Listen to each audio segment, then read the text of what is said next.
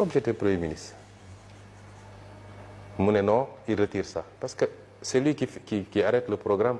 malheureusement l'ordre du jour du Conseil des ministres donte man am naa droit pour am projet de loi mais moom mooy arrêter l'ordre du jour mu retirer ko j'ai dit y a pas de problème et du ma ci doon wax naruma ci woon wax moom bu demuloon télé ci interview am boobu defe naa yaa nga fa woon moo njëkk wax ci fonds politique yi ne way ñoo waxoon lii mais mënatul ne parce que dugg na fii génn na fii ma ne man comme moom ubbi na débat bi dinaa ci wax ci laa ñëw fii assemblée nationale wax ci. muy sa dàq. bi ma ci waxee ba ñibbi laa ne sama soxna takkal bagage yi parce que ngoon guddi du ma fekk te effectivement ci lañ ma convoqué pale dàq ma c'est pour ramener les choses man jotewuma ak président ay affaire politique parce que man politique amul ku ma ci ragal fii Sénégal maa ngi sant yàlla. D'accord. Mais c'est des questions de transparence des questions de gouvernance de bonne gouvernance des questions liées à la souveraineté sur nos ressources yu mel noonu mooy suñu problème. D'accord. Alors yaa ngi wax si.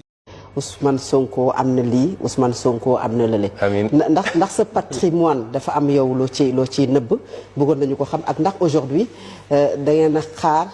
ba le président de la République ne nañu étendre la déclaration de patrimoine rendre ko public ci njiitu pencum ndaw réew bu Sénégal ak njiitu primature pour que ngeen plié wu ci. Le débat mooy est-ce que président dafa xaar ba ñu imposer ko pour mu accepter ni dina déclarer à la sortie te dañ ko publier parce que bu ñu escamoté il faut commencer ci cosaan bi cosaan mooy lan mooy ñan ñoo jël initiative loi bi doo tëb ci ki def amendement su loi amuloon amendement du am donc député yi ñoo jël initiative de la loi ne président de la République dafa war a déclarer à l'entrée et à la sortie te ñu publier ko constitution dafa noonu dina déclarer à l'entrée ñu publier ko ne fàtte wax ni dina déclarer à la sortie déclaration nag balaa muy am solo nga déclarer à l'entrée et à la sortie ñu jël initiative yi dans le cadre d'une réforme de la constitution beaucoup plus globale moom mu def recours conseil constitutionnel cassé député yi ni du ñu bàyyi parce que lii engagement électoral la programme engagement électoral loolu moo ci nekk leneen newu ci wax ñu woon ni Massamba ak Mademba dañ ne woon président dina déclarer à l'entrée et à la sortie ñi reprendre ko dugal ko def ko benn article unique nga xam ne lu jafe attaqué la mu dem peut-être ci ñàkk pexe ñu ne d'accord nañu mais nañ ci dugal premier ministre et président assemblée nationale gars yi ne leen d'accord nañ parce que yaakaar nañ suñ ko waxee dañ naan non non non buñ ko def ñu ne leen d'accord nañ ci dugal sax yeneen institution yi wala sax nañu modifier loi bi ne toutes les déclarations de patrimoine dañ ko publier parce que déclaration de patrimoine dañ ko def ñaar dañu jël le président de la République parce que suñu système moo mel noonu pourquoi c'est seulement le président de la République qui prête serment devant le conseil constitutionnel pourquoi président de l'Assemblée nationale du ko def te muy deuxième personnalité pourquoi keneen ak keneen du ko def président dafa doon lu spécifique moo tax ñu réserve ko régime spécifique léppam ñu yóbbu ko ci constitution bi léppam ñu yóbbu ko ci constitution bi ñeneen ñi ñu yóbbu leen ci yeneen loi ñeneen ñi dañuy déclarer à l'entrée et à la sortie ma leeral foofu man de musuma raté sama déclaration bi may nekk maire déclaré na bi may nekk premier ministre déclaré na bi may nekk assemblée nationale musuma raté déclaration sama déclaration mi ngi fii OFNAC man awma lu may nëbb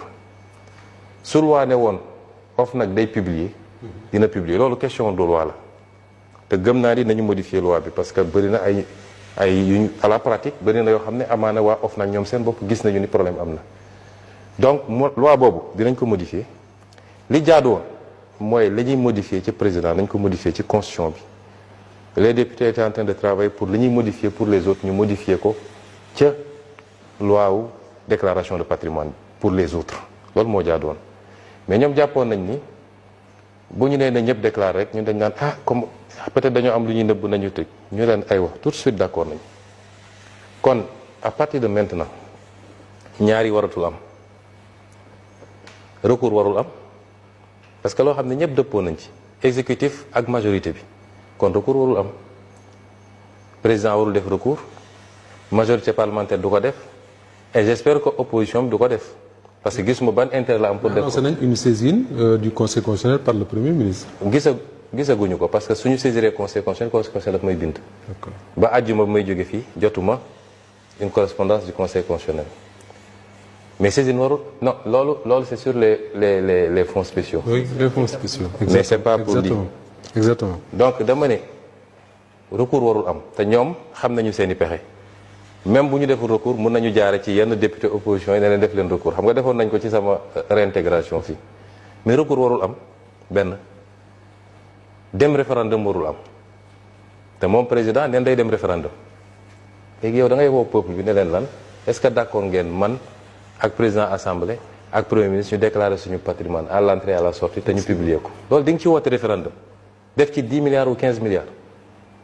mais bu ñu dee def référendum du loolu kese peut-être y aura d'autres questions. oui mais bii lu ñu voté la ba pare yàqul beneen référendum bu ñëw mais bii voté nañ ko ba pare te sera voté à la majorité absolue donc ñaar yooyu waratul am ku ko def rek mooy yaa ngi bëgg a tappale. D'accord. maintenant man sama patrimoine amuñu dara luñ ciy nëbb sama patrimoine mooy li gën a transparent xam naa ni ça fait fantasmer beaucoup de gens ndeysaan loolu ñu ngi koy wax tey suñu ne woon OFNAC am na habilitation pour publier mon patrimoine mun nañ ko publier man amu ci problème je ne suis pas riche daanaka dara aw ma ko Pauvre non plus. ah je suis pauvre même je suis pauvre de nee nañ dafa bëri. dara aw ma ko man sama patrimoine ma wax la fii sama salaire moo ci nekk salaire bi ñuy fay fii ma bloqué woon ko te amoon ci yéene bu eggee benn montant ma jox ko les victimes loolu moo nekk ci sama patrimoine kër gi ma am fii cité kër góor gi yéen ñëpp xam ngeen ni dama ko joxe donation samay soxna ak samay doom dem devant notaire ñu def ko ñu dem muté ko au niveau des impôts et domaines benn kër googu laa am te signalé naa ko ci sama déclaration de patrimoine mais nekkul sama tur am naa ñaari sagaru oto yu ma déclaré man sama patrimoine loolu la aw ma ay milliards aw ma ay centaines de millions yàlla mi ma tiim loolu mooy fantasme loolu nit ñi nag jàppal bàyyil Ousmane ak léegi mënoon naa ko génne d'ailleurs man publié woon naa sama déclaration de patrimoine en temps je me suis appauvri même bi ñu ma dàqee fonction publique 2016 dama publié sama patrimoine ne leen nag ku mun a génne lenn lu wuteeg lii ma wax nii kenn ku ko mën a génne rek j'arrête la politique est-ce que tey ba tey kenn génne na ko. D'accord. Alors te lii ma wax nii je les lance un défi dañu dem génne leneen lu Ousmane Sonko am bëgg naa nag am ay milliards moom wax dëgg yàlla waaye ci ngor ak njub parce que dama bëgg a dimbale ay nit jaamu ci yàlla su ma sañoon dina am alal bu bëree bëri waaye yàlla mayu ma ko pour le moment. mais maa ngi dund alhamdulilah. am na ay questions yu bari yu des suñu kanam te waxtu mi ngi ñuy dàq bu baax a baax ñu bëggoon wax ci wàllu dette relation Sénégal ak FMI. ci wàllu lempo gi parce que yàgg naa wax fii ni ay milliards et milliards ci exonération yoo xam ne warut ak ci yeneen ak yeneen ay remises gracieuses ay autorités di violer la loi di joxe lu leen neex loolu il faut ñu xool ko donc loolu mooy les commissions d'enquête parlementaire donc ci foncier bi comme ci yeneen yi ba ci licence de pêche yi ba ci un étudiant un ordinateur nit ñi jàpp ne dañ ko diriger contre x y ci ngay dégg ñu naan les gens utilisent l'Assemblée nationale pour régler des comptes. Oui. D'accord. Pour régler des comptes il faut que compte am d'abord premier débat bi mooy li ñuy wax compte mooy am na lu nit def am na lu defu ba pare kon loolu moo waroon am d'abord ensuite Assemblée nationale constitution ak règlement intérieur nga xam ne loi organique la moo ko ne am nga sañ-sañ ci loolu am nga sañ-sañ ci loolu te ñun protégé wuñ ci kenn nag ku ci bokk Pastef ak ku ci bokk feneen la preuve am na benn ci commission d'enquête parlementaire yi c'est sous notre régime bi ñu koy dugal fii j'étais premier ministre te jàpp naa ne ñi ko dugal parce que opposition la man lañ ci doon viser certainement parce que jàpp nañ ni laale naa ci bi ma ñëwee fii laa ko dugal man maa ko dugal en bureau ñu valider ko majorité accès parce que su majorité ne woon d'accord ma du dem ñun ñoo am majorité tout le bureau 2 opposants ñoo ci nekk li ci des yëpp waa Pastef lañ kon ñun amuñu ci diw Massamba ak Mademba cas bu nga xam ne cas bu suspect la ñu am ci loo xam ne des débuts d'éléments la nañ ci def commission d'enquête parlementaire. Justement par rapport chez les prix li jaadu mooy da nga naan d'accord taxes yi dama koy wàññi il y a 4 ou 5 séries de taxes yuy dugg il y a la TVA les droits de porte FCIB bi le fonds de soutien à l'énergie ak la taxe spécifique muy 5 taxes yoo dugal ci prix énergie bi ñun ñoo ëpp lu ñuy taxé dans l'Afrique de l'Ouest le prix de l'énergie donc moo joxoon teg ndigal ne léegi nañu njëkk a wàññi taxes yi boo wàññee taxes yi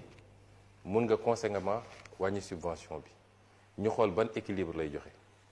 mais ñoom ils ne feront jamais ça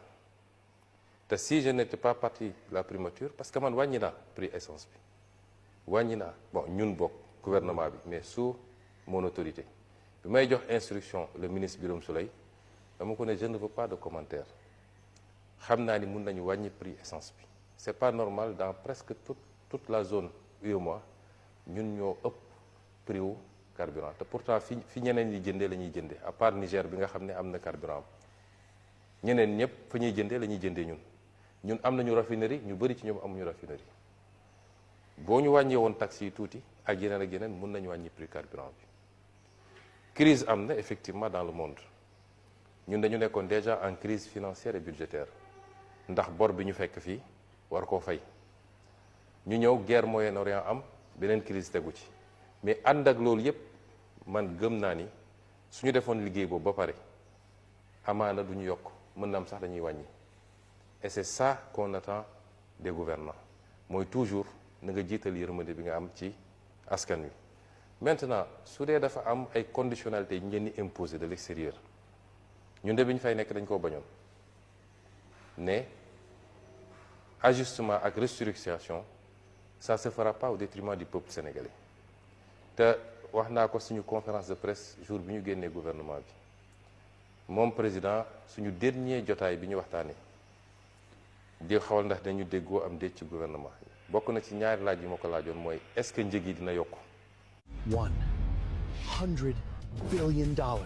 What? It's Mr. Storm's move. est-ce que di ngeen nangu restructuration mu ne ma non mais li ñu commencé ni ajustement structurel la. ah oui ah lan mooy ajustement lu dul on vous impose de l'extérieur yenn mbir yu xam ne leer na ni baaxul ci askan bi on fait supporter au peuple parce que situation économique du pays situation financière et budgétaire mayul ñu supporter un certain nombre de choses c'est une forme d'ajustement et je ne crois pas que ça va s'arrêter ci bii loolu nag jàpp naa ni bokkul ak gis-gis boo xam ne méngoo nag